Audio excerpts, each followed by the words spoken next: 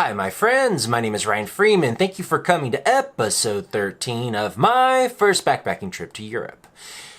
In the last episode, I was in Egypt, but in this episode, I fly back to Switzerland to go see what my dear old Uncle Bob is up to. Let him know that Paul left and see if I could have a little fun with him. If you remember my Uncle Bob in previous episodes, he's a very wild and crazy guy, and although I mentioned many problems with him in the past, and goodness knows they extended far, far, far into the future, unbeknownst to me at the time, I was very intrigued with him, still am. So I buy a ticket from Cairo, fly to Zurich, and I'm just going to read a little journal entry. There's a lot of details that I actually don't remember.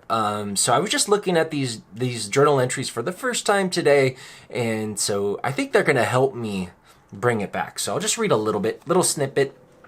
August 3rd, 2003, Sunday. Yes, I made it to Zurich with little problem. Saved my bag, missed the flight.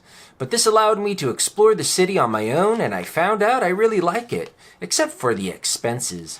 So I stayed 2 nights at the hostel, which was very expensive, but very nice, and enjoyed my days there. Kelly, a girl from Vancouver, followed me all around town until she could go on no more. So I go on to talk about some of the things that I did with this Vancouver chick named Kelly, who I can't really remember her face, but I do remember her kind of saddling alongside me. I found that whenever I would stay at hostels, people would sort of attach themselves to me, or I would attach myself to them, and we would just explore the city and the attractions together, which is one of the cool things about hostels, especially if you're traveling alone. It allows you to meet a lot of interesting people. We went to a movie, we went to a festival, and yada yada yada. I had a very nice time. I do remember one of the key things of returning to Zurich for me is I felt much more like a seasoned traveler, because when I first started my backpacking trip with Paul, when we left my Uncle Bob's and we were going through Italy and we were going through Athens and Greece, I remember I had a lot of hesitancy. I had a lot of apprehension. I had a lot of fear. Now I sort of, coming back from Egypt, kind of like feeling more confident in myself as a traveler. I didn't feel like a victim. I didn't worry about the pickpockets. I felt savvy. I just knew how to carry myself a lot more. So that was sort of the main thing I remember. So I was also worried how my Uncle Bob and Aunt Rose would receive me. They didn't know I was coming back. No one knew where I was. I was very incommunicado from my family. You might say that's terrible. You should always be in communication. What happens if something bad happens? People should know where you are. And I agree with that logic and that reasoning. But at 21, I didn't have that idea. I had the idea that when a man goes and travels, he disappears. And then he magically reappears. I kind of like this mystique. I had built up an idealistic image of the traveler who is hard to find. So I decided I was going to surprise my Uncle Bob and Aunt Rose. And I didn't know where they would be because they had multiple locations and they were travelers themselves. So I was really rolling the dice whether or not I would find them. But I decided to go to their Hertenstein home that is on the Lake of Lucerne. So I took a train to Lucerne, then a ferry from Lucerne to Vecchis, and then walked to their house in Hertenstein. And here it is, August 4th, 2003, Monday. I was well received. Bob and Rose were more than a little surprised, but happy and thrilled that I had returned. We went swimming, and I told them my story. We barbecued eggplant and onions, drank visited with locals, met Austrian women, and partied at the jazz bar past midnight. I spent the night comfortably at Nessie's mom, Monica's house on a sofa. Her hospitality is immense. I have the key to her house and freedom to take what I like from her kitchen and watch cable television and shower. Nessie's brother Michael lives there as well, a great guy with a good heart. So, I found my Uncle Bob and Aunt Rose. They were where I thought. This might sound like a woo-woo theory, but I believe there are certain modalities that we can get to in the way that we think, in our consciousness, where we feel connected with other people. Kind of how like twins are so in sync. And sometimes you get these really strong hunches where to go. Now, it doesn't always work, but I really did feel connected with my Uncle Bob and sort of knew where I should go.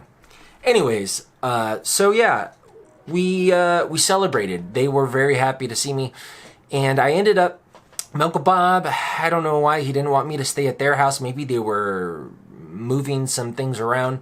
It was a small apartment to begin with, so he asked Nessie's mom to house me. If you remember Nessie from one of the earlier episodes, this was the woman that 19-year-old Swiss woman who traveled to India a lot, was always rolling joints, had her own house, had a very interesting father, eccentric, fallen noble father.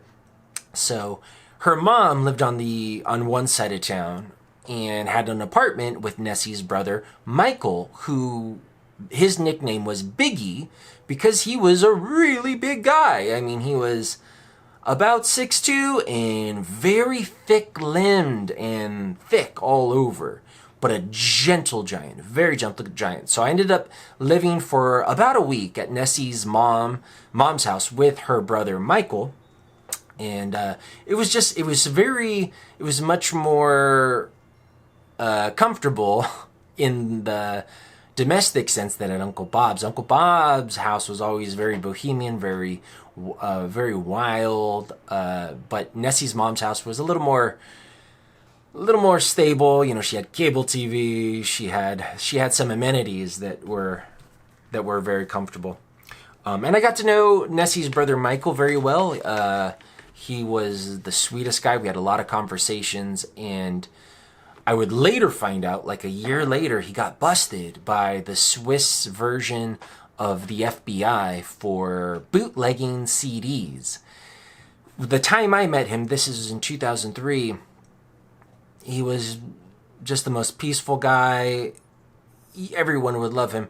But I guess he got really into the party scene in Zurich, I think, and he ended up getting into cocaine and all-night partying and ended up involved in some bootleg CD operation, and he got busted. I don't know exactly what happened to him. We all go through ups and downs in life. I have had my share, but I wish the best for that guy because I really have a good memory of staying with him. So I'm going to go on to August 6th, 2003, Wednesday. Tonight is the jazz concert in the Unterdorf in Weckes. I am hoping for a night of beer drinking, fun, good food, and women. Now about women. They affect my life, or shall I say my attitude, so much more than I should allow. Good that I recognize this fact so that I can try to control my rage of emotions that spring forth from my interactions with females. They entice and disgust me. I would sooner not need them, but I would feel unfulfilled without them in my life. And I go on and on to talk about how I feel cursed because I get all of these women, but I can never find the one.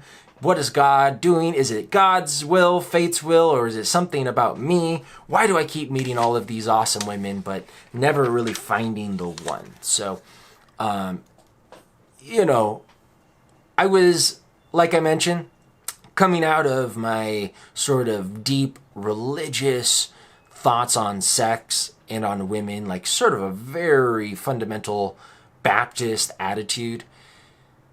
And now trying to open myself up to sex and all of that, and even how to feel about women and lust and all of that. So This journal is filled with still biblical references, prayers to God, battling my will against my emotions and my nature. I'm much more chill today. I love women. They do not disgust me at all.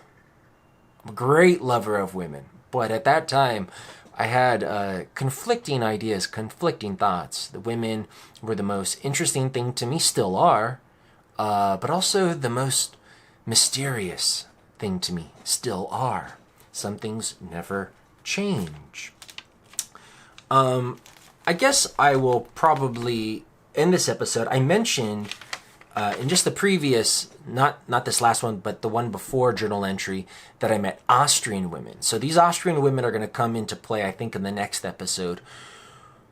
They're just like every country has different migrant workers that come. Sometimes they come to live, and sometimes they come just for a season, almost like seasonal workers.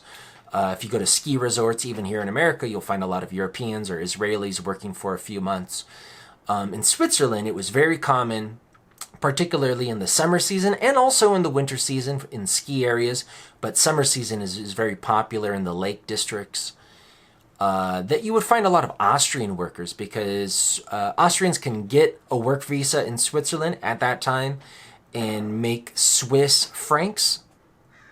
And the income, even for low-level temp jobs in Switzerland, was a good way to save money before you go back to Austria. Switzerland, I don't know if you know this, is one of the most expensive countries, one of the highest standards of living, very high minimum wage.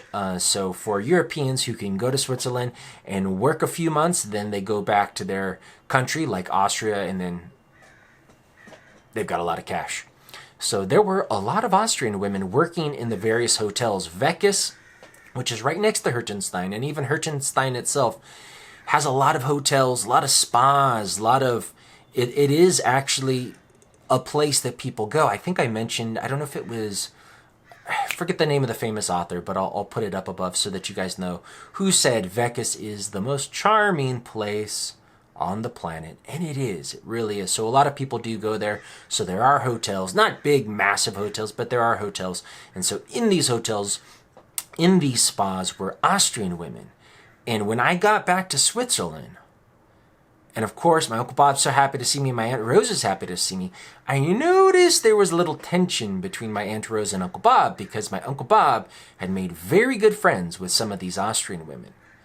Some of these Austrian women who were, particularly one, I remember, a little bit older, not shy about going topless on the beach right next to Bob's house, is giving my uncle a full body massage, topless, with her boobs hanging over my uncle's head, as she's whispering into my uncle's ear, "Your wife's coming."